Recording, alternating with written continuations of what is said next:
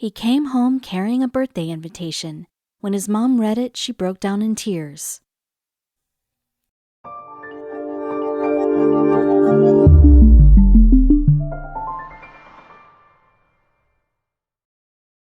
But before we start, please make sure to subscribe to m&rtv and hit the bell so you never miss any upload from us. Also, leave a like right now. The ability to interact with other kids and form friendships is a crucial step in a child's social development. But for some children, it's just not that easy. And when parents sometimes struggle to understand the difficult world that their child may live in, a helping hand from a thoughtful stranger can bring unexpected hope. Take Tricia Klein, for example. Klein, 34, is from Brantford, Ontario. She is mother to 3 children, the youngest of whom is 7-year-old Timothy.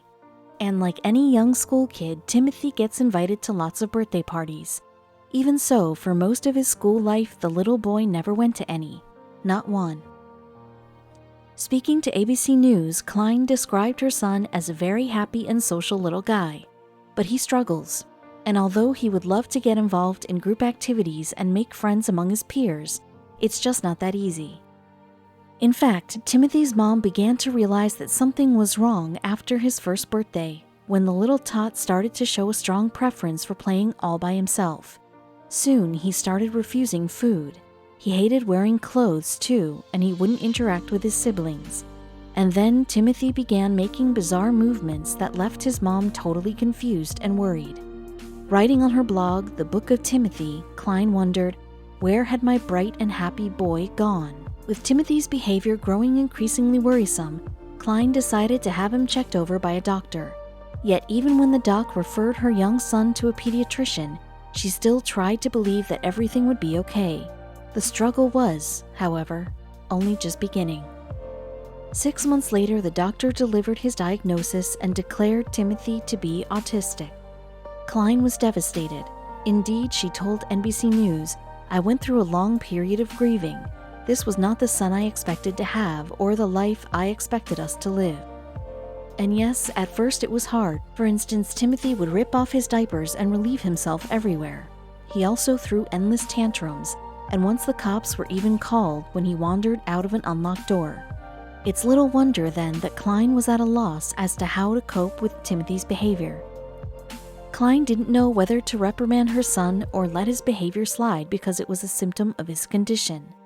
Thankfully, the stress eased a little when Timothy began seeing a behavioral therapist, and gradually the struggling mom came to see that, as much as possible, it would be best not to make any distinction between her son and her other kids. Autism can, after all, manifest in different behaviors from person to person. For Timothy, the condition means that he is slow to learn, becomes anxious and stressed in large groups, and is ultra-sensitive to light, sound, and smell. A sensory overload may, in fact, cause the young child to go into a meltdown. For Klein, the worries start coming thick and fast when Timothy started school. In fact, just getting him to the classroom proved a struggle. This was because the child even needed a harness to keep him in place on the bus, since he would often throw violent tantrums while on board. Then there was the stress of whether or not the teacher would fully understand Timothy's condition and how the other kids would respond to him. And, of course, there were the dreaded birthday parties. Because while parties are a time of unbridled joy for most kids, all of the strange sights and sounds would prove highly stressful for little Timothy. As a matter of course, Timothy had received many party invitations from his classmates, but Klein, fearful of the consequences, declined them all. And she wasn't just concerned about the likelihood of her son throwing an embarrassing tantrum either. Klein was also worried that he would steal all the attention on the day, upsetting the birthday girl or boy. Then one day after school, Timothy handed his mom an invitation for yet another birthday party. This time, however, instead of Klein tossing the piece of paper aside, she held on to it. Indeed, it would change her life forever.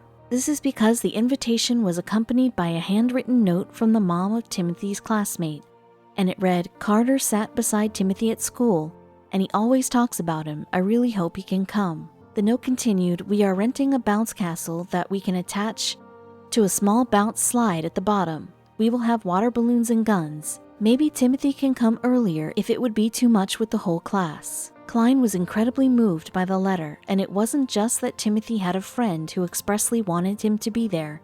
It was how the mystery mom ended the note that made it everything Klein needed to read at that time of her life. Why? Because the mom had written, "Let me know so we can make it work." Klein wrote on her blog, "The pessimist in me thought it will never work. It will be an epic failure just like all of the other times we tried. Instead, I decided we needed to try again. So she said yes." Yes, Timothy went to the party, and Klein was blown away by how well he was accepted. What's more, Timothy had fun. Klein hadn't known Carter's mom, Ainsley Picos, before, but just from that one small but mighty gesture, the pair became firm friends. Picos hadn't thought twice about inviting Timothy to her son's birthday, and neither had she realized what her special invite would mean to Klein. She told ABC News, "I love knowing that one note gave her the ability to go on another day. I want only one thing for our kids, for all kids really, and that is inclusion," Klein said to ABC News. "All they want is to feel included and accepted for who and what they are. That different is okay. It's just different."